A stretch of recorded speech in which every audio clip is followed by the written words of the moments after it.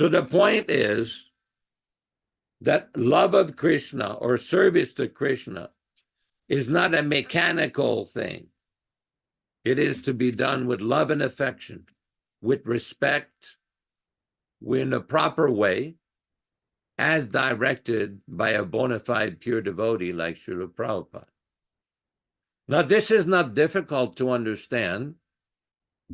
And as we've discussed several times before, it only becomes difficult to understand if we allow ourselves to be contaminated by three main enemies. And what is that?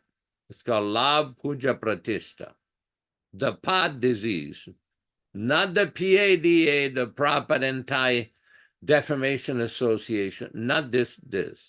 PAD, profit, adoration, and distinction.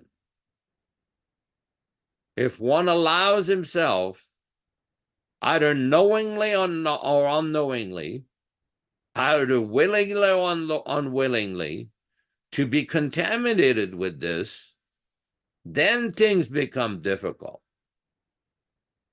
Because everything becomes filtered through this tendency of looking at oneself instead of how to please Krishna and Prabhupada.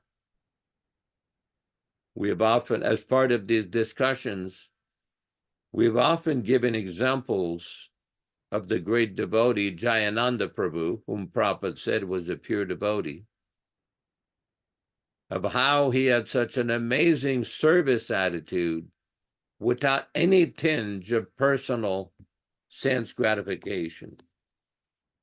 He was a mechanic by trade, a very capable mechanic, and he was a very, very strong person. He was almost 6'2", 6'3", very muscular, very capable person.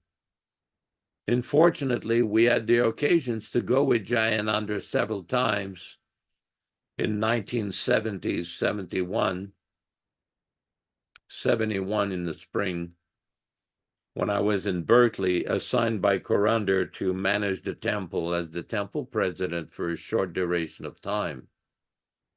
So I would sometimes go on a weekend with Jayananda to the vegetable market in San Francisco. And Jayananda always had a bag with him with cookies, prasadam, and Simply Wonderfuls. He would carry a bag. He would have some cards. He would invite people to the Sunday feast and give them a Simply Wonderful or a cookie. It was a pretty good-sized bag because people knew him. Anybody who came in contact with Jayananda were always impressed with his genuine attitude, with his genuine, friendly, sincere mentality to bring people to Krishna. It was not difficult to see. One time we were at the vegetable market, and Jayananda went one of the fruit traders. These were the wholesale market.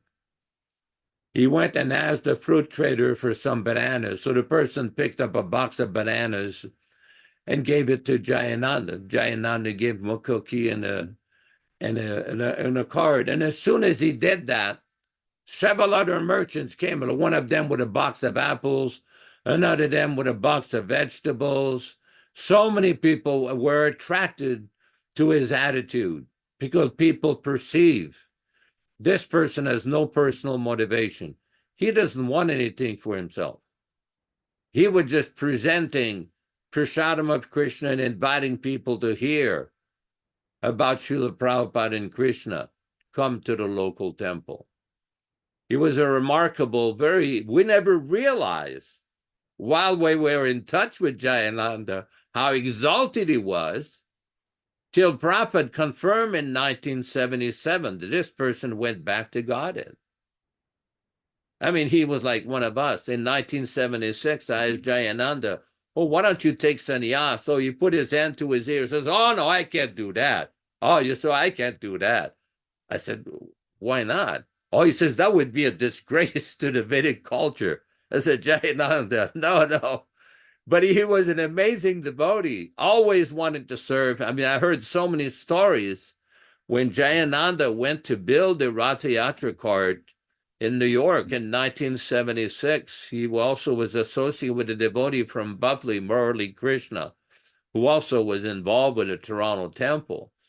And it was just an amazing to hear the descriptions of Jayananda's working attitude, even though in the last year and a half of his presence on earth, he was affected by some cancer or some disease, but he was always fixed on Prabhupada and Krishna.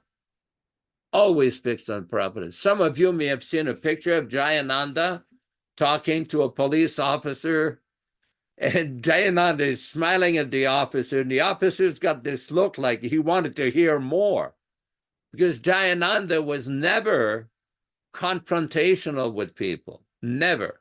Every time we went on Sankirtan with Jayananda, all auspicious things would happen. It would be quite amazing, quite amazing. There was a devotee named Hari Vasar who would play the mridanga. Hari Vasar could play the mridanga for 2-3 hours straight. And Hari Vasar Prabhu would chant, he would smile the whole time, and people would assemble around. And then there would be Guru Kripa leading the kirtan, jumping up and down, also smiling always. They looked very happy.